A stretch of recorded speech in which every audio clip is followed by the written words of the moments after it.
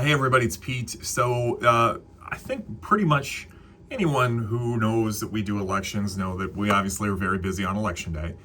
And I think a lot of people now realize we're also kind of busy the weeks before with early voting and voting by mail, all the ways you can vote before election day.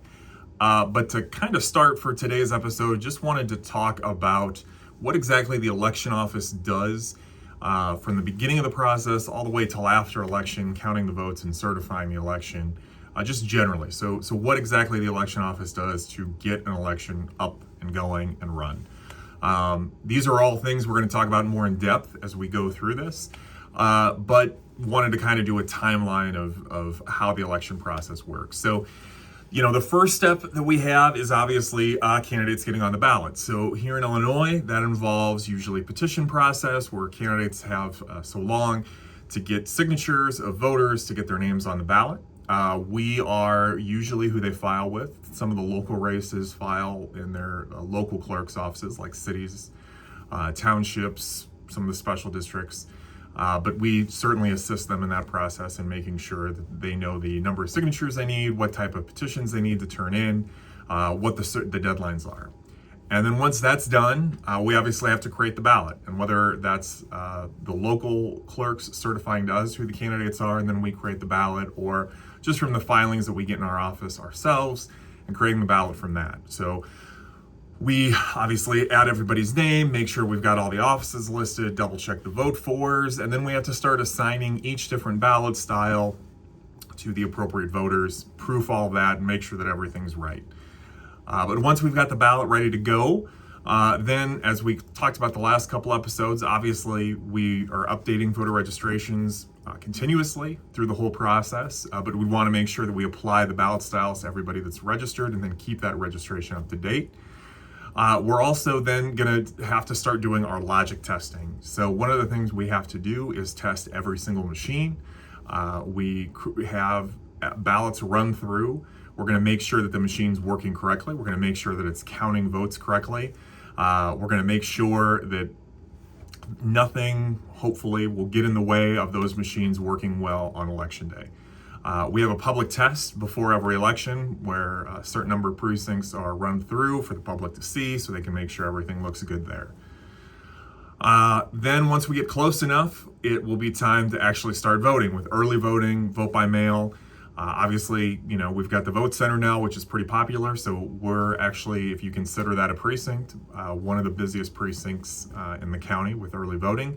We've got vote by mail, which has become more popular. So throughout, we've got the permanent vote by mail ballots that go out on the first day, and then all the way through election day for the deadline for people to request a ballot. We're processing those ballots, getting them mailed out.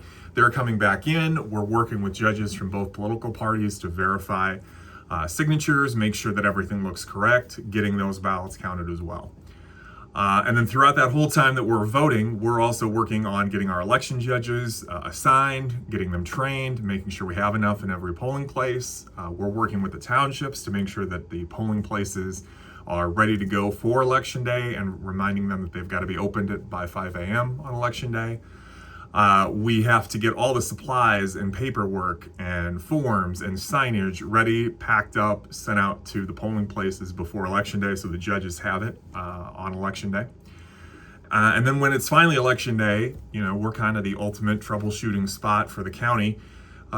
We've got people voting here at the voting center, but then we also are fielding calls from poll workers, from voters, from poll watchers, with questions, concerns, issues that they're running into throughout the day. We're doing our best to make sure that everything runs as smoothly as possible, everybody's votes getting counted, and then we're making sure at the end of the night to start tallying up the unofficial results, getting all those results in and out.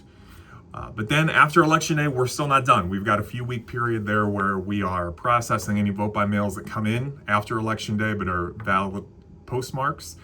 We're going through provisional ballots and making sure if those should be counted or not, they get added into the total. We've got to do the retap, which is basically a select number of precincts we get from the state that we're going to rerun them to make sure that those results come out and match up. We've got to do our canvass and certify the results to the state. We've got to notify the winners that they've won. We've got to send abstracts of votes to local districts if it's in a local election so that they know who has officially won. We've got to send our file up to the state so that they can take our vote data and add it with the other counties for like congressional or state rep or statewide districts and certify those results.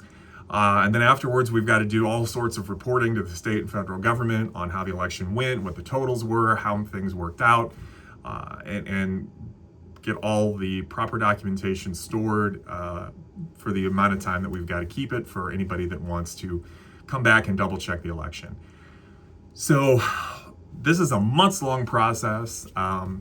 For example, a local election, the off-year election when like mayors and school boards are elected, that election happens in April, but we actually start in June or July of the year before that, getting everything ready and set up so that when candidates go to get their names on the ballot in the fall, that process is ready to start and is good to go.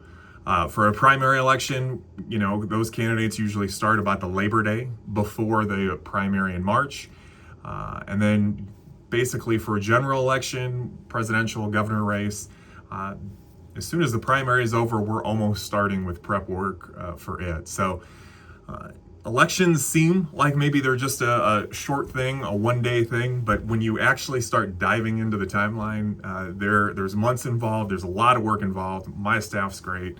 Our election judges that we work with are great. The party folks we work with are great to make sure that we can get elections run smoothly here, get every vote counted, get it counted accurately.